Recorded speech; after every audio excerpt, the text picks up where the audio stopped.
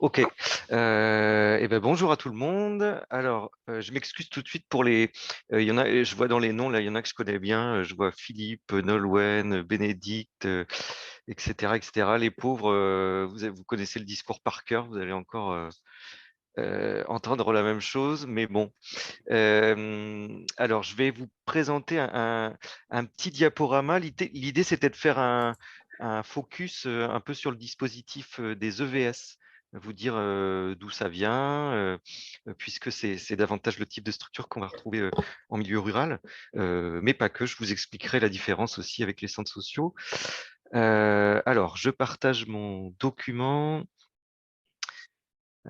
Hop, voilà. Vous le voyez là? Ouais? Ok.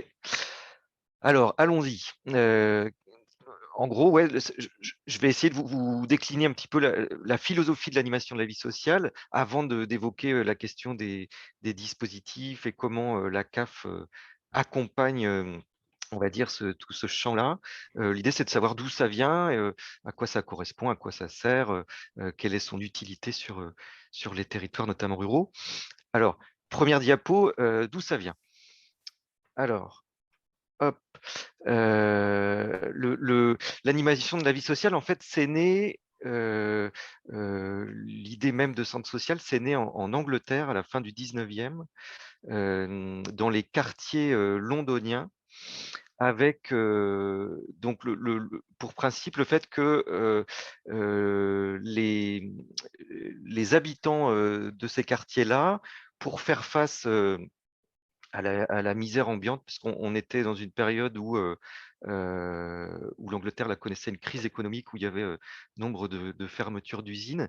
Et les gens, pour faire face à l'urgence et à la pauvreté ambiante, se rassemblaient en fait entre voisins dans les quartiers pour s'échanger des services, des compétences, des savoir-faire, de façon à sortir collectivement la tête de l'eau. En fait, c'était un moyen de subsistance que de se regrouper pour tout simplement s'en sortir.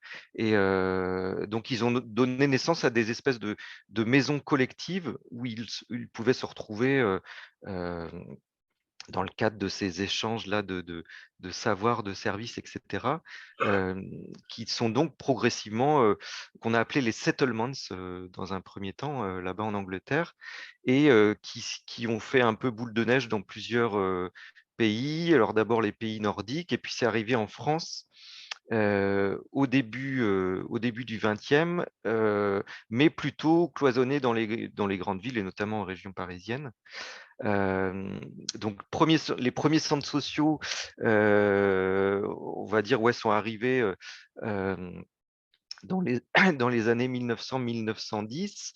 On devait en compter entre 15 et 20 au départ, et ils se sont rapidement fédérés.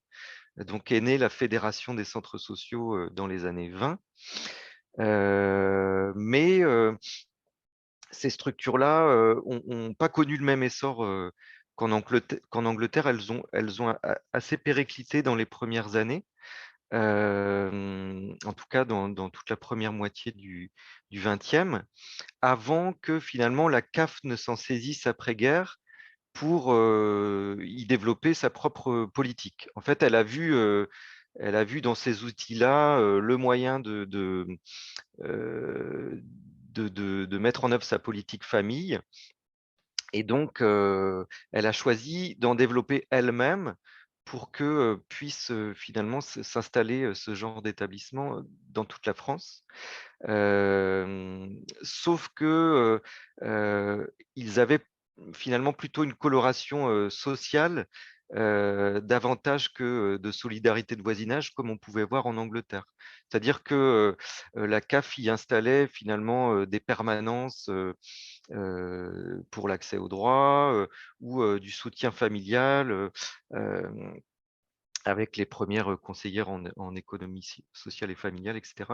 Donc, on avait là plutôt une proposition d'une institution envers ces usagers qui, soit, proposaient de l'accompagnement individuel, soit de l'accompagnement collectif à travers des ateliers. Donc finalement, dans cette deuxième partie du 20e, on avait 2 courants. On avait, les premiers centres sociaux, qui étaient regroupés en fédérations, qui étaient arrivés sur Paris, et puis les centres sociaux CAF, qui adossaient leur politique familiale là, dans ces établissements. Finalement, à force de négociations, la fédération des centres sociaux, a réussi à obtenir auprès de l'État, un agrément, sur la condition de centre social, et donc des moyens qui allaient avec. Donc en 1971, là, est apparu le premier agrément centre social, qui pouvait attribuer donc à d'autres centres sociaux que les centres sociaux CAF, hem, une, heu, une ossature et des moyens qui permettaient là à ces centres de fonctionner. Donc les centres du début finalement ont pu se développer, et dans les années 70, en parallèle est arrivée, la professionnalisation de l'animation avec les premiers diplômes, de type DEFA, enfin les premiers diplômes d'État, hem, qui ont permis d'amener de la professionnalisation dans ces structures, et finalement, elles ont grossi, hem, elles se sont, mises aussi à gérer certains services, au profit des collectivités, par exemple, de type, le centre de loisirs, de type, la halte garderie, et cetera, et cetera. Donc là aussi, je dirais que, elles se sont, pour certaines, parfois un peu éloignées des petites structures, de proximité du départ, pour d'autres pas du tout. Ça n'a pas empêché, mais en tout cas, il y a ce jeu-là qui est intervenu entre professionnalisation et investissement bénévole. Parfois l'alchimie s'est fait, parfois pas. J'y reviendrai là-dessus tout à l'heure, et en tout cas, ces premières structures de départ là, telles qu'elles existaient en Angleterre, eh bien, il y en avait toujours. Certaines, n'avaient pas franchi le pas donc de l'agrément, centre social, parce que, elles ne répondaient pas forcément aux exigences, mais elles continuaient, à exister, à se dynamiser, et la CAF, finalement les accompagnait, mais plutôt, sur ce qu'on appelle nous nos fonds locaux. Donc fonds locaux qu'on ne peut distribuer qu'au coup par coup. Donc elles n'avaient pas forcément de financement pérenne, ces petites structures-là. Ce qui fait que, est apparue beaucoup plus tard la prestation animation locale, donc qui reconnaissait comme espace de vie sociale ces petites structures de solidarité de voisinage du départ. Voilà, donc vous voyez, c'est une reconnaissance beaucoup plus tardive, et en tout cas donc, elles ont contribué au boom et au développement, de l'ensemble des structures d'animation de la vie sociale, puisque de 20 structures, au départ, au début du 20e, on passe, actuellement, vous voyez, à 2 300 centres sociaux en France, et 1 340 espaces de vie sociale, avec, une dynamique, particulièrement prononcée sur, la création des espaces de vie sociale. Alors sur quoi elles reposent, ces structures-là, qu'elles soient, centre social ou espace de vie sociale? Sur des valeurs et des principes. Le déjà des valeurs autour de la laïcité, de la neutralité. On n'est pas sur des structures qui appartiennent à des courants, forcément politiques ou religieux. On est bien sur des structures qui sont neutres et ouvertes à tous, et ça, c'est hyper important parce qu'elles ne sont pas, effectivement marquées de façon à ce que, tout le monde puisse se les approprier et qu'on puisse créer, du brassage et du mélange. Le La 2e valeur forte, c'est, la question de la dignité humaine, Et dignité humaine, il faut peut-être l'entendre au sens de l'inclusion. C'est-à-dire, finalement, on est, enfin, c'est exactement l'inverse de l'exclusion, c'est-à-dire que, on arrive avec ses différences, avec ses particularités et c'est pas, nous qui devons nous adapter, à la structure que l'on a en face de soi, c'est bien la structure qui s'adapte, aux particularités de chacun. Hem, voilà, si ces structures-là sont accessibles, c'est parce qu'elles se rendent accessibles à tous et elles mettent en œuvre des organisations, qui permettent à tout le monde de s'y retrouver et quand on franchit la porte d'un centre social ou d'un EVS, finalement, on n'arrive pas avec son bagage, de difficultés éventuelles, on arrive plutôt avec ses richesses et avec ce qu'on va pouvoir apporter à la structure. Ça, c'est, une philosophie importante, c'est-à-dire que, finalement, quelle que soit, notre histoire ou quelle que soit notre particularité, on est vu avec, ce qu'on va pouvoir apporter et ce qu'on va pouvoir, amener dans le collectif, dans la construction globale de la structure. 3e valeur, c'est la question de la solidarité. Ça, je vous en ai parlé un petit peu au travers des quartiers londoniens, mais on est bien sur, on n'est pas sur, l'idée, de charité ou l'idée de, j'ai, la connaissance que j'apporte à quelqu'un d'autre. C'est bien, on a tous quelque chose à apporter au collectif, hem et on est bien sur, l'entraide, le faire ensemble et on part tous du même pied d'égalité. Il n'y a pas de professionnels qui sont au-dessus des autres hem, ou de bénévoles engagés qui sont au-dessus des autres. On est tous sur un même pied d'égalité et ce qui fait que ça fonctionne, ça, ce brassage, ce mélange, c'est, la question de l'accueil. L'accueil, il est central dans ces structures-là.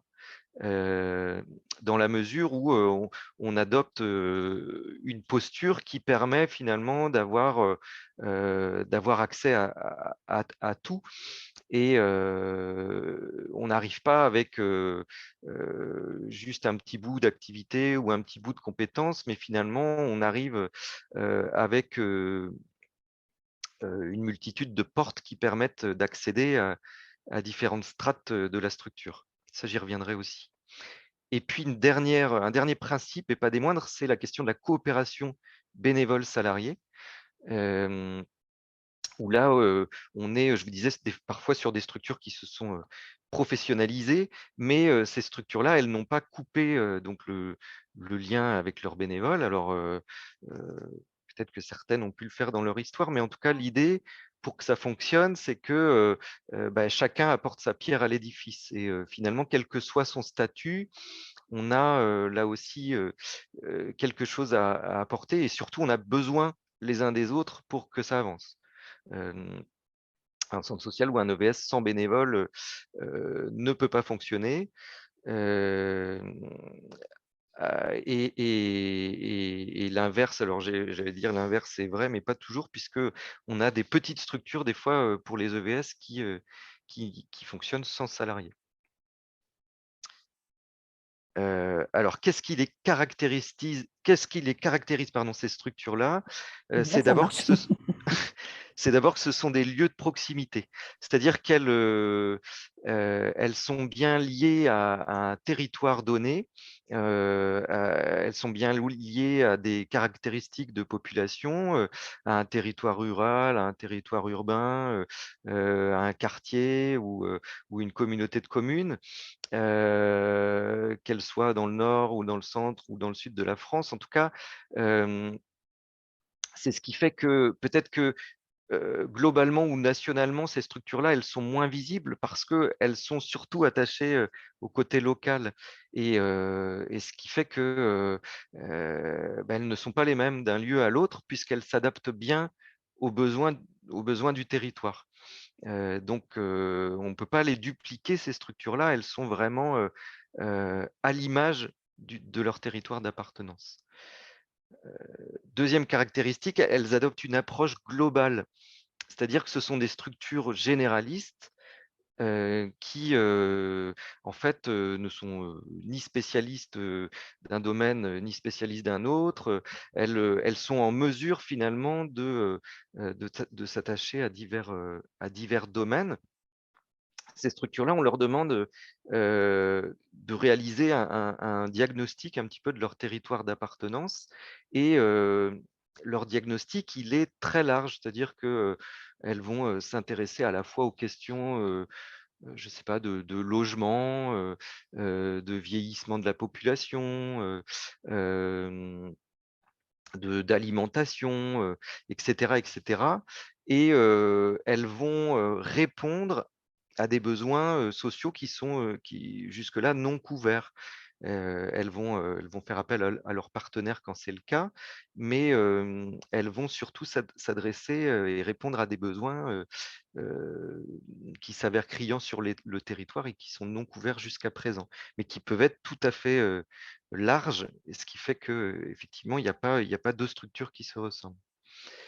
3e caractéristique, ça j'en ai déjà parlé, elles sont ouvertes à tous, ces structures-là, on y a sa place, quel que soit, son milieu d'appartenance, quel que soit son âge, quelle que soit sa culture, même si elles vont avoir quand même une attention particulière pour les publics un peu plus fragiles. Où là, je vous disais, il y a l'idée, d'inclusion, et donc elles vont faire en sorte que, ces personnes-là qui sont, plus éloignées, des services vont pouvoir y trouver, du sens en fait, elles vont s'adapter et faire en sorte que ces personnes-là, y trouvent leur place. 4e caractéristique, elles sont ouvertes sur, leur environnement, et notamment leur environnement partenarial. Ce qui fait que, ces structures-là, elles ne fonctionnent jamais seules, hein. Elles sont toujours liées à des réseaux, autour d'elles. Alors, soit des réseaux très locaux, soit des réseaux un peu plus larges, mais qui font en sorte que, elles apportent une réponse cohérente à la population. Et on fonctionne pas en vase clos, on est bien, dans un écosystème qui fait que les habitants, les habitants reçoivent une réponse qui est assez logique dans l'ensemble, ces structures-là faisant en sorte, d'amener, de la cohérence, du lien, et donc se retrouvent un petit peu au centre là de ces partenariats pour, pour qu'il y ait une certaine logique dans la réponse apportée. Et dernière caractéristique et pas des moindres, elle favorise, la participation des habitants, et leur prise de responsabilité. Dans notre jargon, là, on est sur la question du pouvoir d'agir, donc ça, c'est assez, essentiel, c'est-à-dire que, on n'est pas sur un niveau, de participation qui consiste juste à, je sais pas, consulter, les habitants, recueillir, leurs avis. On est bien sur le fait qu'ils puissent, agir, participer à la vie de la cité, s'impliquer, et donc se dire que, bah, ils sont pas là juste pour, subir, des décisions qui sont prises plus haut, mais finalement ils ont, la capacité de se faire entendre, et de pouvoir agir sur leur environnement. Donc ça, c'est assez essentiel. C'est pas toujours, facilement, palpable, mais c'est vraiment la finalité de ces structures-là, de se dire que finalement, ouais, les habitants ont la capacité collectivement de pouvoir, faire entendre leur voix. Pour l'illustrer, heu j'ai piqué un schéma qui appartient à la Fédération des centres sociaux, qui s'appelle les 3 maisons, et qui symbolise un petit peu les différentes, portes d'entrée, on va dire, que peut offrir, un espace de vie sociale ou un centre social. La première porte d'entrée, la première maison, celle par laquelle on rentre le plus souvent, c'est la maison des services et des activités. Donc on va, rentrer dans un EVS ou un centre social d'abord, peut-être pour, faire une activité gym ou une sortie familiale ou un atelier informatique. C'est peut-être, la première vision qu'on aura de la structure, qui correspond à un besoin, particulier, donc voilà, là je cherche quelque chose, une activité pour mon fils ou ma fille ou un cours d'anglais pour moi, donc je vais déjà, franchir la porte pour répondre à ce besoin, particulier. Et puis ensuite, grâce à l'accueil dont je parlais tout à l'heure, finalement d'autres portes vont s'ouvrir à moi et je vais pouvoir franchir, la porte, de la maison des projets. Donc celle qui correspond plutôt là, à l'intérêt et aux dynamiques collectives. Donc je parlais, je sais pas, l'exemple des sorties familiales. Donc je suis arrivé, par la porte en pratiquant une sortie familiale et je vais me rendre compte en discutant avec les gens que, certains comme moi, sont jamais partis, à la neige et que, on a tous très très envie de découvrir, cet environnement-là. On se dit qu'individuellement, c'est pas possible, c'est une organisation trop lourde et des coûts trop importants. Mais finalement, collectivement, on va peut-être pouvoir, rendre cela possible. Donc, je vais m'associer avec d'autres familles et on va faire en sorte qu'avec le groupe, on puisse rendre ce projet accessible. Alors, en mettant en œuvre des actions d'autofinancement, en allant, rechercher des hébergements, collectifs à pas trop cher, et cetera, et cetera. En tout cas, je vais faire en sorte que collectivement, pour ce groupe de personnes-là concernées, hem, en s'associant, on va pouvoir, effectivement partir à la neige. Donc là, on a bien franchi la dimension collective, mais elle ne s'arrête pas là et je vous parlais tout à l'heure de pouvoir d'agir, de prise de décision, et de participation à la vie de la cité et finalement, la finalité, c'est de franchir la troisième porte qui est celle, de la maison de la citoyenneté et là qui concerne, les questions d'intérêt général. Donc je sais pas, je continue mon exemple, j'étais arrivé, par les sorties familiales, j'ai pu, vivre un projet collectif à la neige et puis, à travers, ce projet, je me suis rendu compte avec d'autres parents que, il y avait plein de questionnements sur l'éducation des enfants, et qu'on partageait tous, des problématiques communes, qu'on a envie, de faire partager, à la cité et finalement ensemble avec ces familles-là, on va proposer, des ateliers, ouverts à la population, autour du soutien parental, autour des questions éducatives, hem et donc on va partager des préoccupations qui sont les nôtres, mais qui sont ouvertes à toute la population. Donc là, on est bien sur des questions, d'intérêt général. Voilà pour la question des 3 maisons. Heu, alors sur cette diapo, c'était juste pour revenir, ouais, sur la différence entre un espace de vie sociale et un centre social.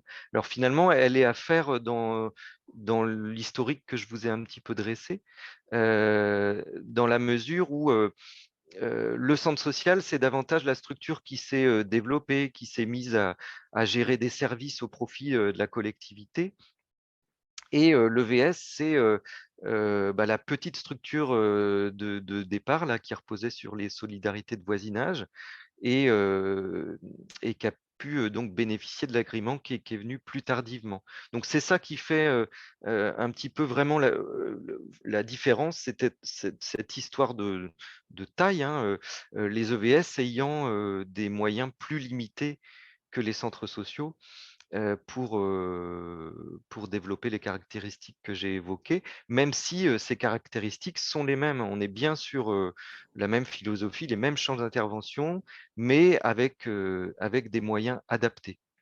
Alors ça, c'est quand même à prendre avec des pincettes parce que, vous verrez tout à l'heure, je vous dirai que, les CAF, elles ont aussi, agréé des plus grosses structures en espace de vie sociale qui ont fait, finalement, de l'EVS un secteur de leur activité. Heu donc il y a de plus grosses structures, qui, effectivement géraient des services, de type centre de loisirs, halte garderie, activités culturelles et cetera, qui ont voulu, développer un secteur, plus, de participation citoyenne et qui, d'un bout de leur grosse activité ont fait, un secteur, donc EVS. Alors ça a été le cas des fois pour des raisons de négociation, politique, ce qu'on essaie quand même de faire, c'est que, ces EVS, ils puissent, insuffler et déteindre sur l'ensemble de la structure. Donc on ne souhaite pas que ce soit juste un secteur, mais c'est bien un projet global et finalement, le projet associatif de la structure, c'est, la même chose que son projet social, son projet EVS ou son projet centre social. Hem, on est bien sur, quelque chose qui se rejoint. On est bien sur une philosophie qui est commune à l'ensemble des activités d'une structure. Je vous redonnerai là aussi deux trois trucs, tout à l'heure. Alors là, je passe vite, mais c'est ce que la CAF, définit pour les EVS, des caractéristiques un petit peu plus précises. Donc je vous disais, les EVS, ils adoptent les mêmes, finalités, les mêmes méthodes que les centres sociaux, mais ils ont effectivement des moyens plus restreints. Ils peuvent pas reposer sur une mono-activité, hein. Je vous ai bien parlé de leur côté, généraliste, et donc en mesure de répondre, à l'ensemble des besoins sociaux qui sont repérés sur un territoire. Heu, alors au départ, ces EVS étaient uniquement associatifs et puis finalement ça s'est élargi avec la possibilité d'être géré par des collectivités et donc de rentrer, heu, dans des modes de désignation tels que, les marchés publics, les appels d'offres et cetera. Alors ça, on est contraint de le faire, via la réglementation européenne, mais honnêtement, on ne l'encourage pas du tout. On l'encourage pas du tout parce que, on est vraiment sur, un partenariat, de préférence avec les collectivités de référence, dans la mesure où, entre la collectivité et la structure, la finalité est la même, elle est bien hem, de faire, d'apporter un service, aux habitants, de faire en sorte qu'ils se sentent bien, sur leur territoire de vie, et donc le centre social ou l'espace de vie sociale ne doit pas devenir un opérateur, au service de la collectivité. On est bien dans le faire ensemble et dans le fait d'apporter, une réponse, je vous disais tout à l'heure, cohérente et et logique auprès des habitants. Donc on est, beaucoup plus dans un cadre partenarial que dans une délégation, même si elle est rendue possible par la loi. Hem Autre chose aussi, on est, sur le VS doit bien s'appuyer sur la contribution de plusieurs financeurs, hein.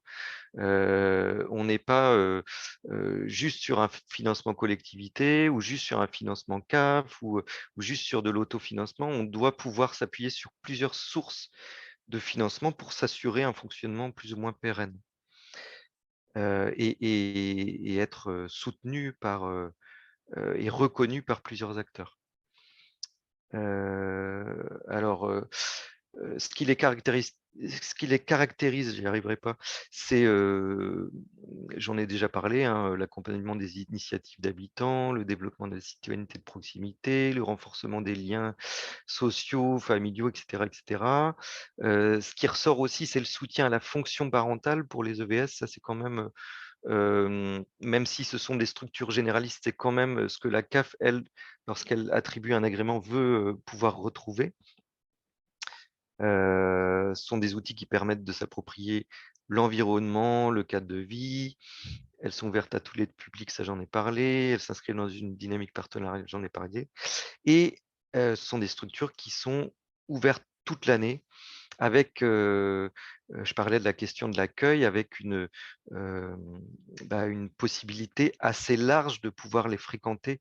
On n'est pas sur, quelque chose de très, ponctuel, on est, sur quelque chose de largement ouvert qui donne la possibilité, de les fréquenter, non pas entre 9 heures et 17 heures, mais sur des horaires, plus larges, parfois le week-end, voilà, ça c'est un souci quand même qui doit rester permanent.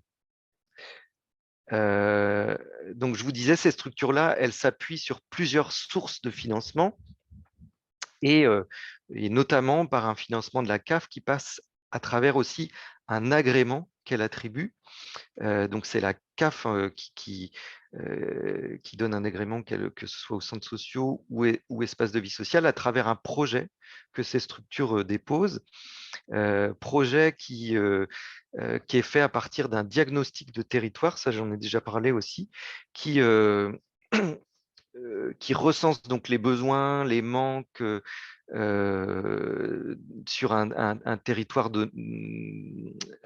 nommé en allant, questionner les habitants, en recueillant, leurs avis. Donc, on n'est pas juste sur des recueils de données, chiffrées, statistiques et cetera. On est, nous, sur ce qu'on appelle un recueil des données, plutôt chaudes, en allant, recueillir plutôt des impressions, des avis, et on va faire corréler, ces impressions et avis avec, les données statistiques pour essayer justement là, de mesurer, les écarts qui peuvent apparaître et voir, effectivement quelles sont, les problématiques à travailler.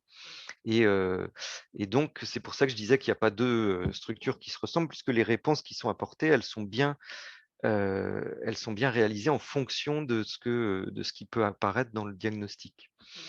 Et donc à partir de ça, la structure établit un petit peu une feuille de route pour les 4 années à venir et dépose un document à la CAF, mais qui est pas juste pour faire plaisir à la CAF, qui est bien, un document qui va lui servir et lui être utile pour les 4 ans, et donc lui donner son cadre d'intervention. Et donc vous voyez, ça revient, très rapidement puisque donc, tous les 4 ans, il faut se replonger là-dedans, il faut regarder dans le rétroviseur et se dire: «Ben, est-ce qu'on est toujours dans les clous? Est-ce qu'on apporte des réponses qui correspondent bien, à ce que la population attend?» Hem Et donc on est dans un requestionnement, perpétuel, on n'a, jamais rien d'acquis finalement. Et une fois qu'on est agréé, alors, on est agréé par étapes. On l'est d'abord, dans ce qu'on appelle nous la préfiguration pour 1 an. Donc on a 1 an finalement pour construire son diagnostic, ses recherches, hem, ensuite on est agréé pour, 2 ans et puis, enfin pour 4 ans. Donc ça se fait par étapes. À chaque fois, on n'a pas à tout renouveler, hein. On est bien dans, je vous disais, on regarde dans le rétro, on se requestionne, mais on ne réinvente pas les choses, on le fait bien dans une poursuite et une continuité. En tout cas, la CAF, elle, elle vient non pas financer l'activité de la structure, mais finalement ce qui correspond à son pilotage. Donc c'est, finalement la matière grise, qui va, servir à concevoir les choses plutôt qu'à les réaliser. Donc ça, c'est ce qui est intéressant, c'est donc, on finance, je sais pas, la formation des bénévoles, la mise en œuvre, d'actions, d'ingénierie et cetera et cetera. C'est ce qu'on va, valoriser, donc c'est bien, le socle qui permet, de réaliser l'activité, mais pas l'activité en elle-même. Et vous voyez pour, calculer la prestation de service pour, un espace de vie sociale, on va rassembler toutes les dépenses de fonctionnement. Donc ça peut être le salaire de l'animateur, ça peut être, les dépenses, diverses quelles qu'elles soient. Et on a un plafond, là qui est fixé en 2022 à 39 000, à un peu plus de 39 000 € et on va, donc valoriser 60 de ce plafond, ce qui correspond, hem, à 23 682 €, qui donc va être renouvelé cette prestation de service tous les ans, durant la durée, pour laquelle est agréé cet espace de vie sociale. pour un centre social, on est sur une prestation de service qui est plus élevée. On arrive à pas loin de 70 000 €. Donc là, on va vraiment valoriser les dépenses liées au pilotage, hein, donc la fonction de direction, je vous disais les formations de bénévoles, la fonction accueil, la fonction comptabilité, donc vraiment tout ce qui sert à faire socle. Et puis on peut y ajouter souvent une deuxième prestation qui est la prestation animation collective famille, et là qui est vraiment sur la question spécifique de l'intervention auprès des familles, et là qui va tourner autour qui est le même montant en fait que la prestation animation locale pour les EVS, donc de 23 600. Donc vous voyez, pour les centres sociaux, on peut arriver là à un total de 93 000 € si on cumule les deux prestations. Heu, Ça, ce sont les données Cenax. Alors Cenax, c'est l'Observatoire des structures d'animation de la vie sociale. C'est un outil national qui est décliné par région, puis par département. Là, je vous en dresse un très rapide portrait régional. C'est un outil qui est piloté et par les CAF et par les fédérations des centres sociaux. Donc là, vous voyez une carte de la région. On est dans une région qui est plutôt pas mal pourvue en termes d'équipement, avec notamment 2 départements qui sont très dynamiques sur cette question, que sont l'Ille-et-Vilaine et le Finistère, même si les 2 autres se développent aussi très largement. Et donc, vous voyez, la Bretagne, c'est 83 centres sociaux et 56 espaces de vie sociale, avec une dynamique prononcée là pour les espaces de vie sociale qui sont les outils en plein essor et en plein boom. On est sur des chiffres de création de centres sociaux assez, assez équilibrés, assez stagnants. Par contre, c'est vrai que sur les EVS, on est vraiment dans une dynamique croissante. Donc vous voyez un équilibre géographique plutôt bien prononcé, même si, encore une fois, comme dans beaucoup de domaines, le centre Bretagne reste largement à investir. Euh, alors là, rapidement, je ne vais pas trop vous embêter là-dessus, mais juste pour vous donner quelques chiffres pour se situer. Si on part sur la page de gauche, là, le budget moyen d'un espace de vie sociale, c'est 202 000 €. Alors ça, c'est à prendre avec des pincettes parce que je vous disais dans ma présentation qu'il y a aussi bien des structures qui vont ne fonctionner qu'avec des bénévoles que des grosses structures qui ont plus ou moins un secteur autour de l'EVS. Donc en Ille-et-Vilaine, par exemple, on a beaucoup de MJC qui sont agréés espaces de vie sociale et donc qui sont des grosses structures avec un EVS en leur sein. Donc ça vient un petit peu fausser entre guillemets la question de ce budget moyen. On y voit plus clair dans la ligne juste en dessous, dans leur répartition. Donc vous voyez, la majorité des EVS finalement ont un budget moyen entre 40 000 et 100 000 €. Euh, voilà, c'est ce qui. Donc, on est avant tout quand même sur des petites structures. Donc, leurs financements sont variés, hein, ça j'en ai parlé aussi. Et même s'ils sont variés, c'est quand même avant tout les collectivités locales de référence qui les financent. Alors, soit une commune, soit une communauté de communes.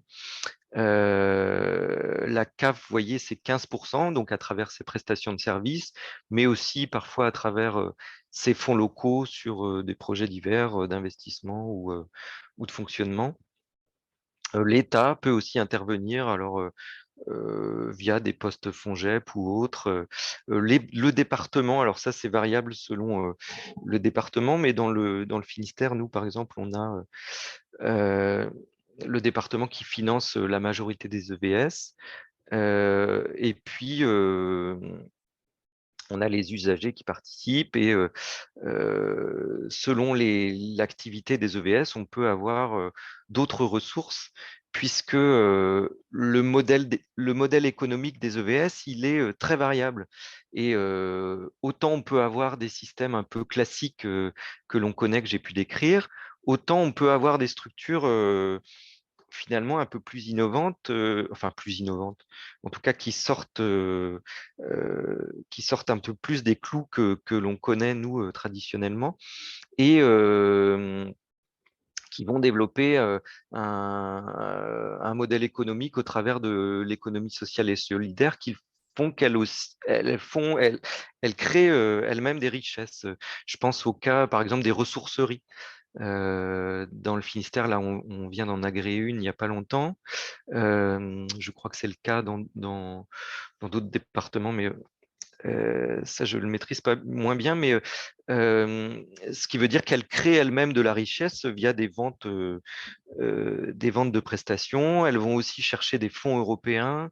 Euh, donc, on a des modèles économiques qui se diversifient et je dirais qui sont les bienvenus compte tenu de la situation économique actuelle et des financements publics qui vont peut-être, je dis bien peut-être, se restreindre. Euh, c'est vrai que la question de la diversification des ressources, elle est essentielle et donc les structures qui s'ouvrent à d'autres formes de financement et qui cherchent en fait, qui tâtonnent euh, pour pouvoir se développer, eh bien, sont regardés de près par nos institutions parce que le, le, le modèle est aussi en train de se réinventer. Voilà. Après, si on regarde la page de droite, je vous disais, on est donc en majorité sur des petites structures. Là aussi, le chiffre de 4,7 salariés en moyenne, enfin en ETP, pardon, en équivalent temps plein, c'est à regarder avec des pincettes puisqu'on est sur des grandes variétés. Et vous voyez, la grande majorité des structures, quand même 44%, fonctionnent avec 0 à 2 équivalents temps plein. Euh, voilà.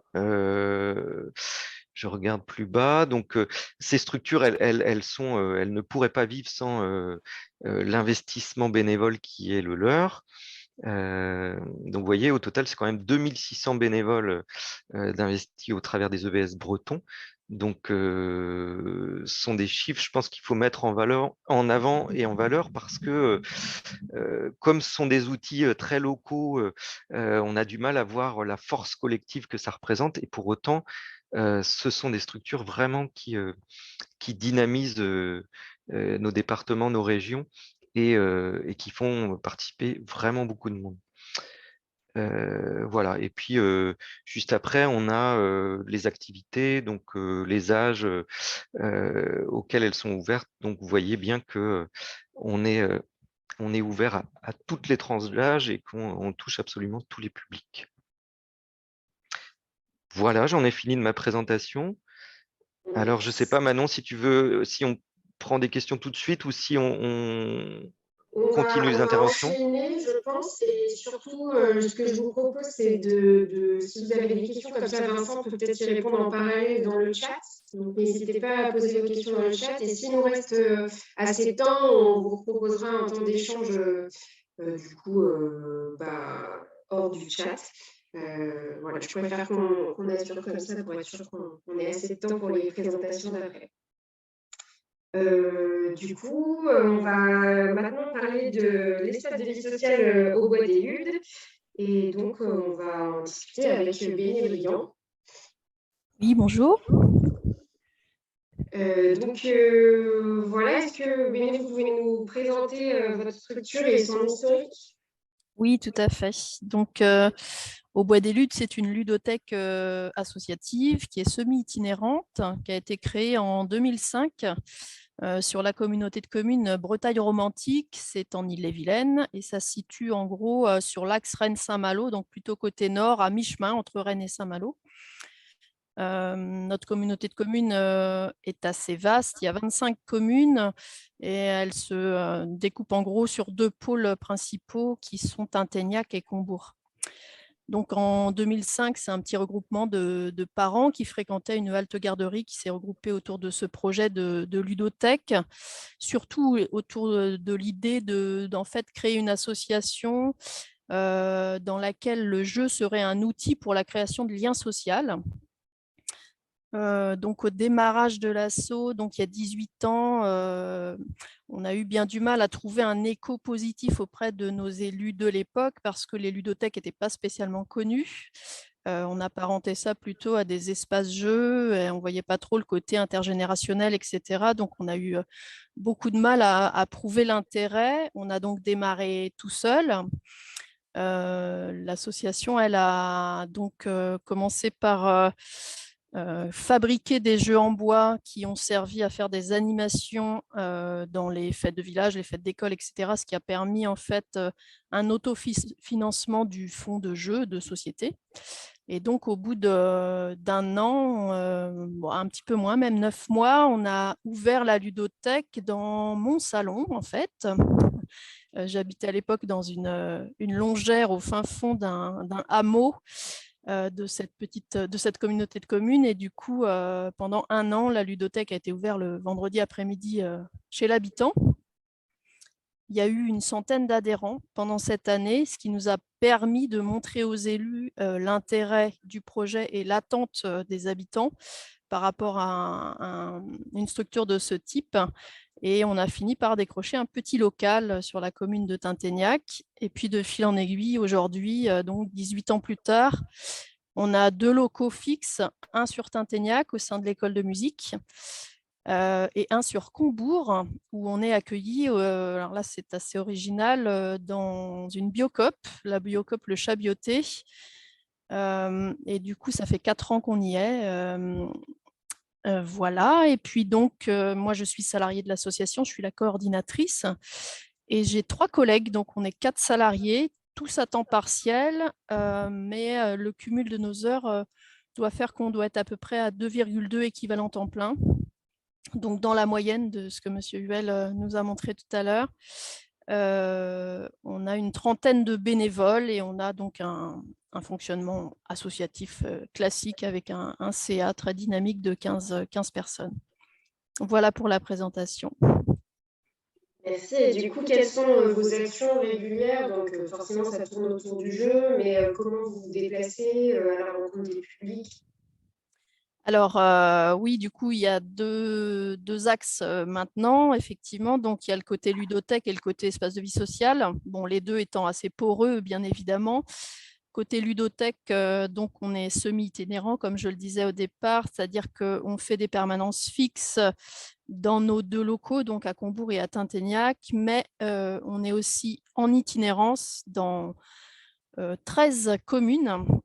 Donc, on fait de l'itinérance sur beaucoup des communes de notre communauté de communes, mais on va aussi au-delà dans le nord du département, puisqu'on va jusqu'à Montauban de Bretagne, La Mézières et Saint-Malo-Grand. Et on va même dans le 22, parce qu'on n'est pas très loin, on est sur l'Envalais aussi assez régulièrement. Du coup, voilà.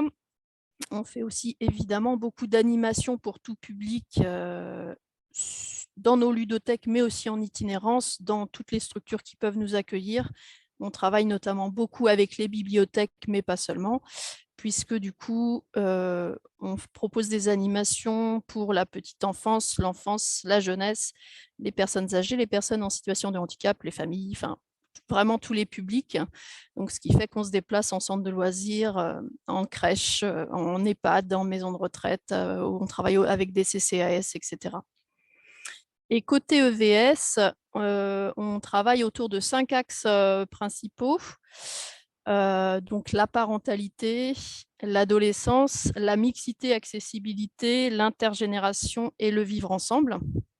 Et pour ces 5 axes, on développe des actions en fonction de ce que nous demandent et nous proposent les habitants. Du coup, je ne vais pas tout vous lister, bien sûr, mais pour vous donner une petite idée, je vais essayer de vous présenter une action pour chacun de ces axes-là. Côté parentalité, par exemple, on a développé donc notre projet parental, en fait, parentalité au sein de la structure s'appelle l'oreille attentive. Et au sein de cette oreille attentive, on développe à la fois une grande pluralité d'actions enfants-parents, mais également des soirées d'échange entre parents avec des professionnels. Au niveau de l'axe adolescence, alors là, on propose toujours une action, donc c'est un exemple, une action au niveau des vacances de Toussaint sur le thème d'Halloween. Depuis 2 ans, on propose une randonnée qu'on appelle le Randalloween, une randonnée nocturne sur un thème un peu qui fait peur, qui s'adresse exclusivement aux adolescents et aux adultes. Ce qui nous permet en fait à la fois de les faire venir ce public qu'on perd souvent en fait dans nos structures arrivé au collège. Là, c'est une animation spécifique sur un thème qui leur plaît, avec un format original qui leur plaît aussi. Donc, ils viennent participer. Et pour nous, derrière, en fait, l'idée, c'est une espèce de passerelle pour les faire venir aussi dans la conception et la réalisation de ces actions. Par exemple, cette année, le Randalloween a regroupé une vingtaine de jeunes et on a d'ores et déjà 3 d'entre eux qui participeront à l'édition de l'année prochaine au niveau de la conception. Voilà. Au niveau mixité et accessibilité, c'est évidemment un thème qui nous tient beaucoup à cœur. Dans l'équipe des salariés, on a une collègue qui est à mi-temps sur une autre structure et qui est interprète en langue des signes, ce qui nous permet de proposer des après-midi jeux sourds et entendants. On en a fait un tout début novembre qui a été un beau succès, où il y avait à la fois des sourds, à la fois des entendants. C'est vraiment l'idée de montrer que par le jeu et autour d'une table de jeu, on peut se regrouper tous ensemble et qu'il n'y a pas de différence. Et du coup, c'est un projet qu'on renouvellera bien entendu. Et on va mettre en avant aussi cette compétence pour l'accueil tout simplement au sein de la ludothèque. Voilà. Au niveau intergénération, alors là, on va dire quasiment toutes nos actions sont intergénérationnelles puisqu'il n'y a pas de frontières dans le jeu, mais il y en a une particulièrement qui met vraiment en avant cet aspect-là, c'est ce qu'on a appelé, nous, les matinées bébé-ludes. Elles se déroulent en fait dans la salle commune d'un village sur Québriac, donc une petite commune de la Bretagne romantique qui s'appelle le village du Courtil-Noé. C'est une superbe initiative parce que c'est un village en fait composé de 10 maisons accessibles qui accueillent des personnes âgées de plus de 60 ans qui vivent donc en autonomie chez elles, mais qui sont donc organisées autour d'une salle commune dans laquelle il y a aussi une coordinatrice qui va mettre en place des activités pour ces personnes. Donc, c'est un espèce de maison de retraite, mais où chacun vit chez soi et sans on va dire, aspect médical. Donc, c'est vraiment superbe comme projet. Et donc, dans ce projet pour lequel on est présent sous différentes formes, on met en place notamment certains samedis matins des matinées bébé-ludes où donc on accueille des enfants de 0 à 3 ans avec leurs parents qui viennent jouer autour d'un thème. On amène donc tout ce qui est parcours de motricité, jouets, jeux d'éveil, etc. Et ils vont être accueillis, ces tout petits, par les habitants du village, donc des personnes âgées, qui vont participer à l'animation de ce temps. C'est très, très beau et très riche en échanges. Et au niveau du vivre ensemble, là, il y a plein de choses à dire, évidemment. Je citerai juste deux de nos initiatives. Il y a donc une initiative portée exclusivement par des bénévoles suite à la constatation que le dimanche, en période hivernale, c'est pas toujours simple de s'occuper dans nos contrées humides. Et du coup, donc des jeunes parents ont mis en place donc un dimanche par mois de novembre à mars, ce qu'on a appelé les dimanches au coin du jeu. Donc c'est juste l'ouverture de la ludothèque sur l'après-midi d'un dimanche par mois. L'idée étant que les familles et les habitants en règle générale puissent venir juste se retrouver et jouer ensemble. Voilà.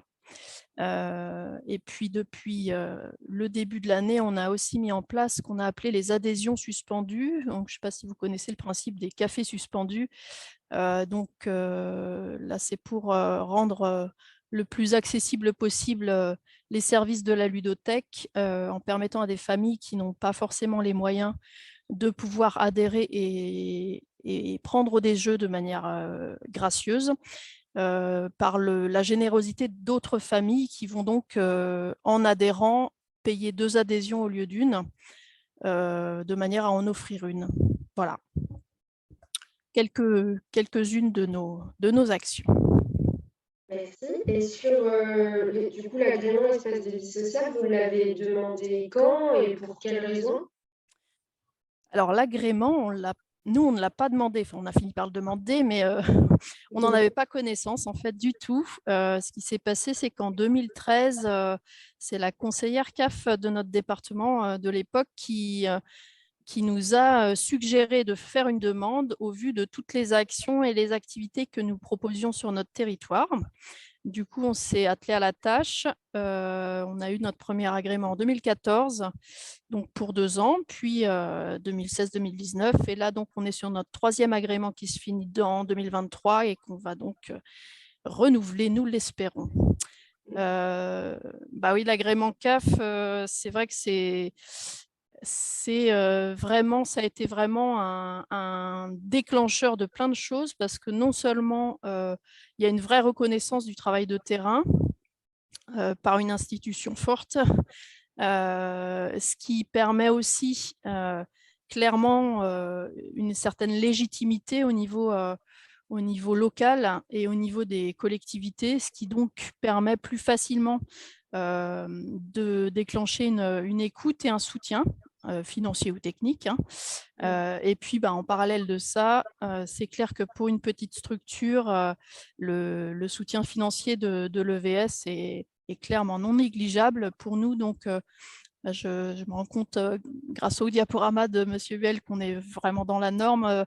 On a un budget annuel de 100 000 €, donc c'est un quart de notre budget et ça nous permet effectivement de financer toute la partie coordination et mise en place des actions de l'EVS. D'accord, merci.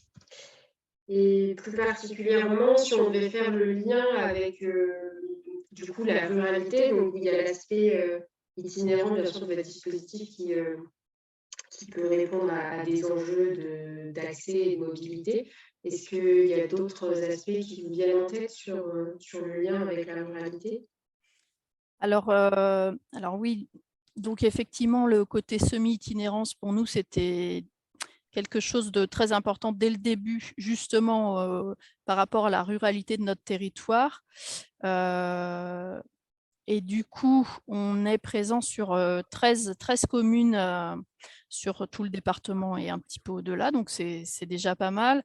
Et alors, il y a 2 autres aspects. C'est le côté. Alors, on est sur un territoire aussi qui attire beaucoup les jeunes parents, les jeunes adultes en règle générale, parce que étant donc à mi-chemin entre Rennes et Saint-Malo, on est sur un axe facilitant les transports. Du coup, on attire beaucoup en termes de primo-accédants, etc. Ça veut dire que derrière, on a des jeunes adultes et des jeunes parents qui arrivent et qui souvent viennent de la ville et qui deviennent propriétaires sur notre territoire parce que on est moins cher. Mais du coup, ils sont en attente de services. Et bien souvent, on a reçu des personnes comme ça nouvellement arrivées sur le territoire qui sont très étonnées de trouver un service ludothèque en milieu rural. Et qui sont ravis, ma foi. Et c'est vrai que c'est un lieu qui permet vraiment, alors non seulement le lieu, mais aussi toutes les activités qui ont été mises en place autour, qui facilitent vraiment l'intégration en fait. Donc à la fois quand on vient en famille, etc., ben, on rencontre d'autres personnes et puis des liens se créent. Et à la fois, en tant que jeunes adultes, et ça, en fait, on s'en aperçoit nettement depuis la période Covid, les jeunes adultes qui arrivent ici, qui n'ont pas d'enfants, donc qui n'ont pas la possibilité de créer des liens par le biais de l'école ou des modes de garde, etc., quand ce sont des joueurs, on va dire, il y en a quand même quelques-uns, eh bien, c'est un très bon moyen pour eux de s'intégrer et de lier connaissance. Donc voilà. Et bon, bah, évidemment, notre slogan au sein de l'association, c'est « Jouer ensemble, c'est créer du lien ». On voit bien que sur un territoire, alors peut-être encore plus rural, mais je pense qu'en ville, c'est aussi similaire. On a vraiment ce besoin de créer du lien social et le jeu, c'est un super médiateur en ce sens. Voilà. Merci beaucoup pour ce témoignage. On peut prendre une ou deux questions s'il y en a. Vous pouvez intervenir aussi en prenant la parole, en levant la main comme vous souhaitez, ou dans le chat, peu importe. Voilà, on peut prendre deux questions, puis on passera à la dernière présentation, au dernier témoignage.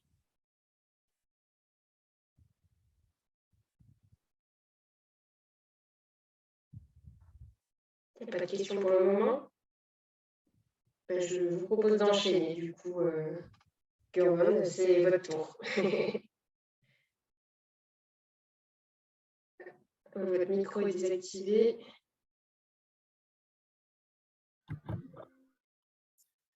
Pardon, bonjour. Bonjour. Alors, je suis Gurvan Guedes, je suis animateur vie sociale, référent de l'espace vie sociale les rendez-vous des Monts d'Arrée sur le territoire de Monts d'Arrée Communauté.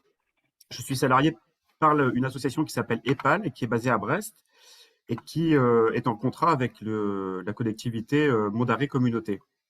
Du coup, je vais vous présenter un point d'étape de notre projet sur ce territoire rural.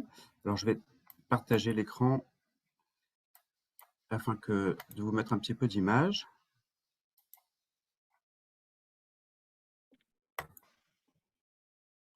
Et donc là, voilà. Donc, les rendez-vous des Monts d'Arrée, c'est un espace de vie sociale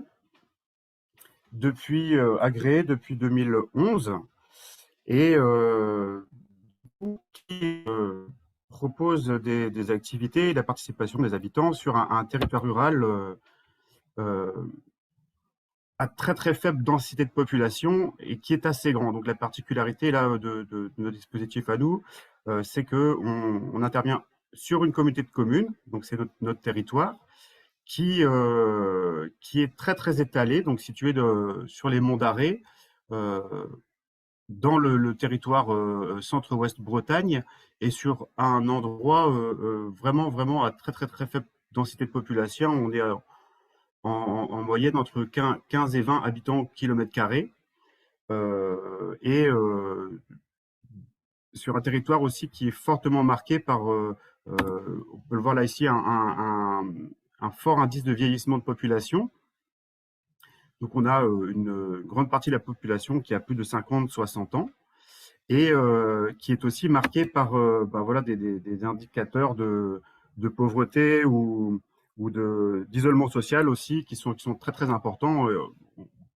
Vraiment, on est sur un territoire qui a un grand besoin de mettre en place des actions pour aller toucher les personnes les plus vulnérables, mais avec aussi évidemment dans notre cas l'idée de mixer ces actions avec tous les publics.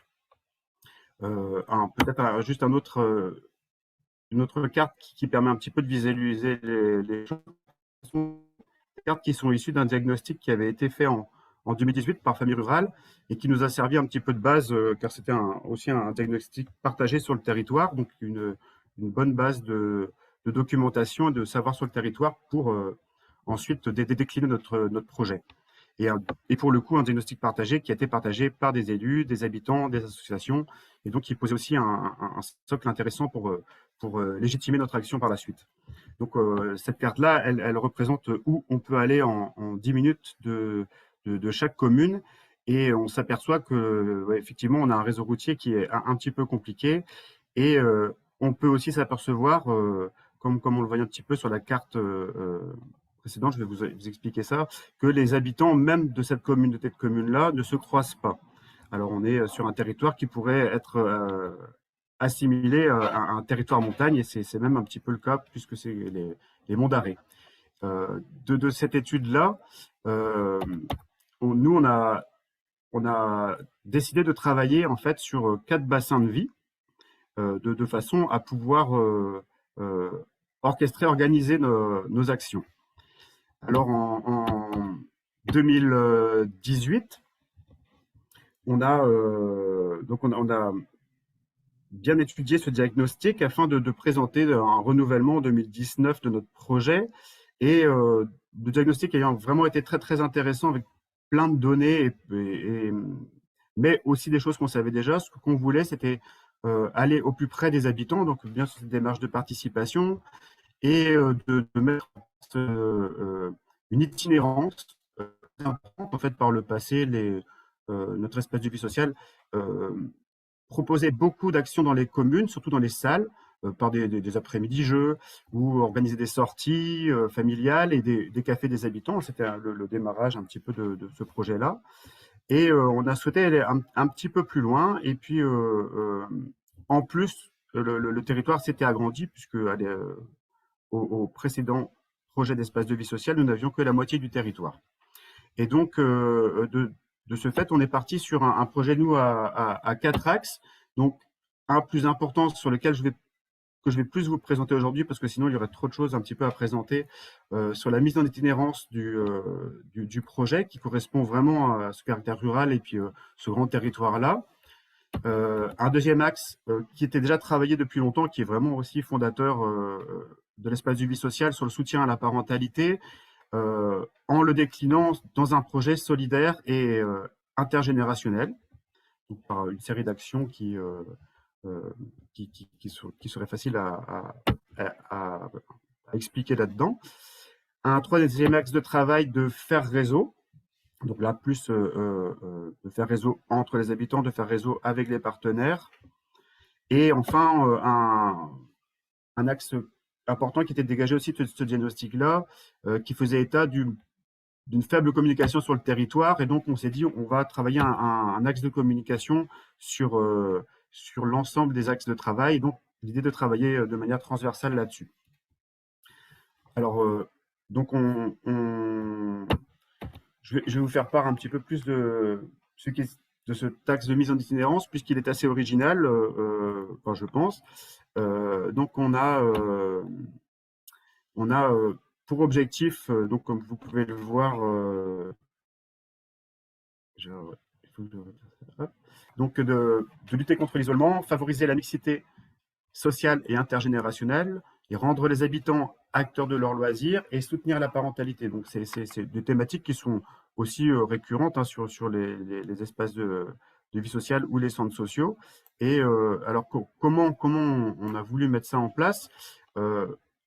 En 2019, lors de notre renouvellement à notre diagnostic, on est allé chercher vraiment la parole des habitants, et alors on a mis en fait une itinérance sur toutes les communes de la communauté de communes, avec une caravane. Donc je suis allé me placer dans les villages et aller parler avec les gens de ce qu'ils voulaient faire, de savoir s'ils connaissaient un petit peu aussi le dispositif déjà, et comme ça un petit peu évaluer et trouver des idées. Et alors, en plus, à l'aide d'un barnum qui pouvait accueillir les gens, on a passé un mois et demi à vraiment rencontrer beaucoup de personnes, et on a trouvé intéressant la démarche. Mais l'outil à l'époque, qui était une caravane, était sympathique au niveau de la communication, mais peut-être moins au niveau de faire communiquer sur un projet quand même assez sérieux, et d'accueillir bien aussi les habitants. Et alors, au cours du renouvellement, on s'est intéressé à mettre en place vraiment un outil en collaboration du coup avec la CAF, par rapport aussi à la question de l'accès au droit, l'accès numérique au droit, qui fait vraiment défaut, cruellement défaut sur ce territoire-là. Et alors d'investir sur un outil, une tiny house, qui permet qui nous a permis, pour le coup, d'accueillir de manière très confortable des habitants et, d'en faire aussi un lieu d'accueil puisque nous n'en avions pas. C'est-à-dire que nous, on travaillait déjà en itinérance, mais on n'a pas de bâtiment d'accueil. On n'en a toujours pas. Et l'intérêt, c'est justement de pouvoir accueillir dans l'ensemble des communes, dans l'ensemble des communes du territoire et de manière aussi assez équitable. Donc, c'est-à-dire de tourner sur les bassins de vie que je vous ai montré tout à l'heure afin d'être présent assez proche, au moins une fois par mois. Donc, de ce projet d'accueil-là qu'on a depuis appelé Tiliam, donc la maison du lien, on a évolué aussi en fonction un petit peu des périodes qu'on a vécues, puisque le démarrage du projet s'est fait en fait sur une période de Covid. Donc, on a dû aussi, et c'est là qu'on a vu aussi qu'on avait trouvé un bon outil d'aller vers. On a réussi la première année de la mise en place à ne pas tout de suite mettre en place l'accueil numérique, mais de l'utiliser comme un outil d'animation des communes et d'y proposer à côté des spectacles pour aller toucher les personnes. Donc, l'accueil Tiliam numérique se mettait en place. Quand de l'autre côté, en fin de compte, on mettait des rendez-vous qu'on appelait spectaculaires avec une programmation d'art de rue. De retrouver les habitants après ces périodes de confinement, de replacer aussi du rire dans les villages et de ce fait un petit peu d'être plus présent, plus connu et de mieux connaître encore les habitants. Et donc de détourner aussi cet outil-là en outil d'animation et en plus avec des gradins pour pouvoir faire des spectacles. Donc voilà, ça c'est vraiment quelque chose, je pense, qui est assez particulier à notre façon de faire. Et voilà, je pouvais m'interrompre hein, sinon aussi hein, si vous avez un petit peu de questions. L'idée de cette itinérance, évidemment, c'est de pouvoir toucher le plus d'habitants et puis d'aller sur la participation. Et j'ai un peu oublié aussi de parler de la gouvernance un petit peu de ce dispositif qui est assez particulier puisque nous travaillons sur une communauté de communes et le projet est porté par une association dont nous sommes 4 salariés à travailler sur ce territoire, 4 salariés pour à peu près 3 équivalents temps plein qui sont les 4 personnes qui travaillent le plus sur le dispositif. L'idée ici pour mettre en place une participation des habitants a été de mettre un collectif en place qui est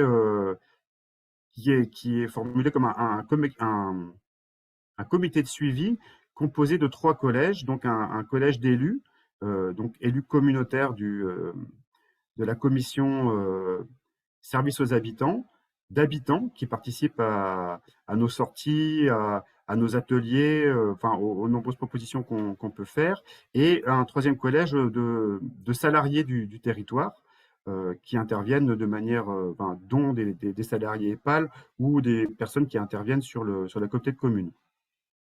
Et donc là, l'idée est bien de pouvoir faire, comme l'expliquait Vincent tout à l'heure, d'une personne qui rentre sur une sortie ou sur quelque animation que ce soit, puisse faire, déjà peut-être dans un premier temps évaluer ce qu'on fait, trouver ça bien, pas bien, mais on lui laissera ensuite la place pour proposer des choses, éventuellement réserver des choses, et si on va un petit peu plus loin, venir à ce comité de suivi et puis faire entendre sa parole directement aux élus qui, en fin de compte, gèrent l'animation du territoire. Donc là, on est vraiment sur le télescopage. Bon, on en est au début aussi, donc on structure les choses, on avance aussi à la vitesse d'un territoire où tout ne va pas vite, mais au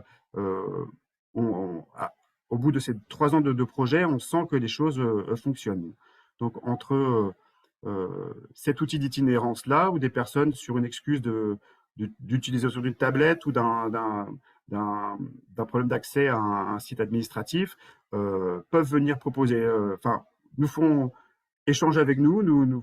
Bon, j'ai l'exemple d'une dame à Saint-Rivoal qui nous faisait me partage un souvenir d'enfance aux îles Glénan. La personne n'avait vraiment pas les moyens et on est parti sur un projet d'aller voilà, sur les îles Glénan en fin de l'été. Et donc, en fait, ça explique bien un petit peu comment on peut aller chercher euh, nos ressources chez les habitants et chez des personnes qui sont parfois éloignées et très, très vulnérables. Donc, là, c'est vraiment des choses qui sont concrètes. Alors, je regarde l'heure. Je ne sais pas si je peux continuer sur d'autres axes ou si vous préférez passer aux questions. Enfin, n'hésitez pas à lever les mains, encore une fois, on s'interrompra, mais du coup, il vous reste un peu de temps si vous souhaitez développer, parce que pour l'instant, il n'y a pas l'air d'avoir de questions, ni dans le chat, ni de main levée, je crois, et puis je ne vois pas tous les participants.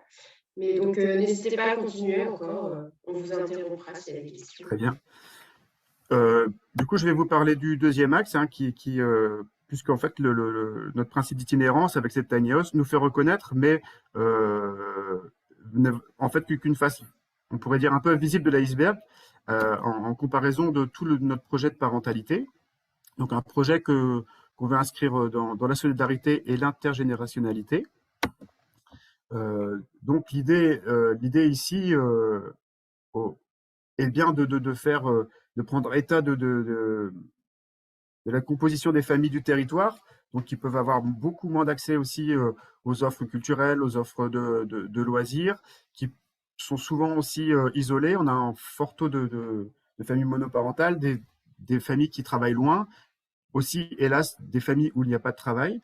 Et donc, l'idée était de faire composition de ces faits sociaux avec un autre fait social qui est le vieillissement de territoire. Et donc, on a mis en place, notamment comme vous le voyez à gauche, des accompagnements à la scolarité. Et donc, l'idée est de faire intervenir des personnes, enfin, c'est un petit peu le profil des personnes qui viennent sur l'accompagnement à la scolarité, qui auraient plutôt 50, 60 ans, qui seraient jeunes retraités, mais qui ne trouveraient pas forcément de place dans les clubs de loisirs, dans les clubs des anciens où l'âge est plus âgé, et trouver aussi une activité valorisante pour le village et d'aider les enfants. Et de ce fait, comme on le voit sur l'image ici, par exemple, là c'est une fin de séance d'accompagnement à la scolarité, ben, on fait une séance de musique, hein, on n'est pas sur l'aide aux devoirs, on est sur des activités qui aident, et on a des parents et des bénévoles qui participent à l'activité. Donc on arrive à créer quand même, je dirais, 6, 7, 8 fois par semaine des situations de ce type-là. Sur 4 communes avec des enfants et puis sur 2 autres où on monte un accompagnement à la scolarité pour les collégiens. Donc on a après des activités qui sont aussi assez classiques pour des structures d'animation de la vie sociale, hein, les sorties famille sur lesquelles on travaille un petit peu de manière sur 2 manières différentes, soit des petites sorties où on pourra prendre un minibus et on va aller en semaine pas loin avec des personnes qui n'ont pas forcément de moyens, ou alors on prend un grand car et on essaie d'aller un petit peu plus loin. Et alors, c'est vrai qu'on se retrouve avec des publics très mixtes et puis des projets qui peuvent être assez élaborés, comme ici à Bois-Ouessant, où effectivement, là, on a eu vraiment une bonne participation des habitants sur tout ce qui est organisation, réservation, la cantine, et on est passé un super moment. On n'a pas eu assez on n'a pas pu recréer encore ce moment-là. Ça s'est un petit peu cassé avec les confinements, mais bon, là, ça reprend son cours. Donc, on a pas mal d'ateliers parentalité aussi. On a la chance aussi d'avoir sur ce territoire-là pas mal de personnes qui proposent des activités et qu'on arrive aussi à mettre en lien donc, avec les parents et les enfants. On a monté un lieu d'accueil enfants-parents itinérant. Donc, tous les dispositifs qu'on met en place, on doit les imaginer avec ce territoire qui est grand et sur lequel il faut se déplacer. Donc là, en l'occurrence, par exemple, le lieu d'accueil enfants-parents est aussi itinérant. Et donc, les vendredis matins, d'endroit en endroit, on permet à des parents de très jeunes enfants de venir profiter d'un moment anonyme avec des personnes pour les écouter. Parce qu'en fait, évidemment, sur ce territoire-là, il n'y a vraiment pas d'offre pour pouvoir aussi permettre cette respiration-là dans la parentalité de très jeunes enfants. Et donc voilà, ça c'est quelque chose qui est nouveau, qui commence à bien fonctionner aussi. Et un autre événement qu'on monte aussi avec du coup avec la CAF, avec le REAP, le réseau d'écoute et d'appui à la parentalité, sont les semaines de la parentalité. Donc là où on met aussi on met un accent à faire encore plus sur un moment donné. Le troisième axe sur lequel on travaille, qui est plus moi mon travail sur mon travail de tous les jours, c'est de faire réseau, c'est-à-dire d'aller un peu travailler avec les partenaires autour du territoire, mais aussi de mettre en lien et de soutenir les associations locales. Voilà, donc ça, c'est plein de choses qui se mettent en place et plein de partenariats et d'échanges qui nous font bien avancer. Donc là, voilà une liste presque exhaustive des grands partenariats qu'on a. Donc, on a là une action en cours avec les structures d'animation de la vie sociale en Centre-Ouest Bretagne, pour lequel on travaille sur un forum d'animation de la vie sociale qui aura lieu le 28 janvier, samedi 28 janvier, et où on accueillera, enfin, où on invitera et on accueillera avec plaisir les, des personnes élues, intéressées pour découvrir de plus près l'animation de la vie sociale, et ça se déroulera à Huelgoat. Donc une matinée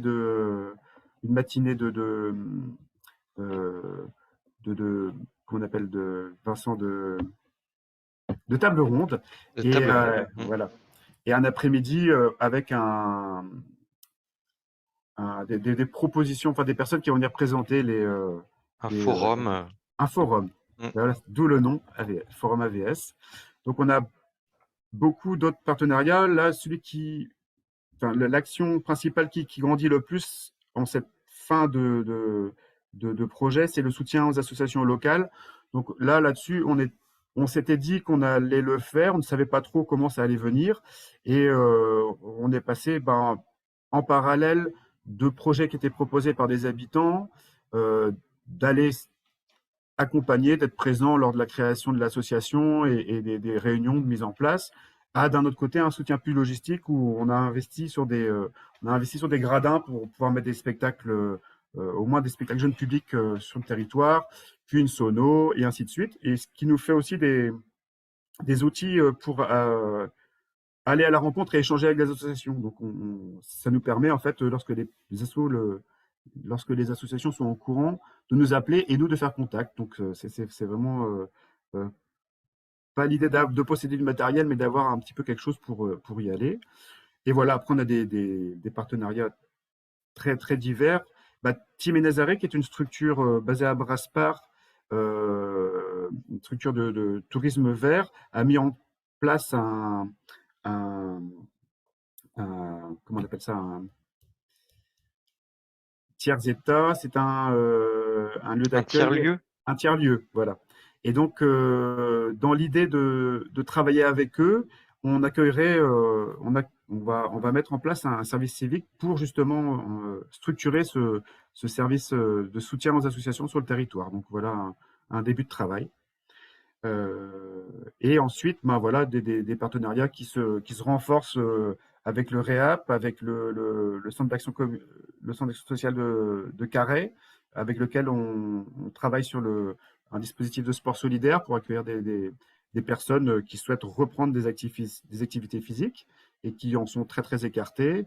Et évidemment, le travail de la personne qui fait l'accueil sur Tilian, qui a un profil, elle, d'animatrice vie sociale et qui est conseillère numérique, et donc de faire glisser les personnes entre une demande et puis ensuite des dispositifs, ou alors des personnes qui seraient dirigées de l'action sociale et qu'on referait, réorienterait sur des dispositifs de loisirs.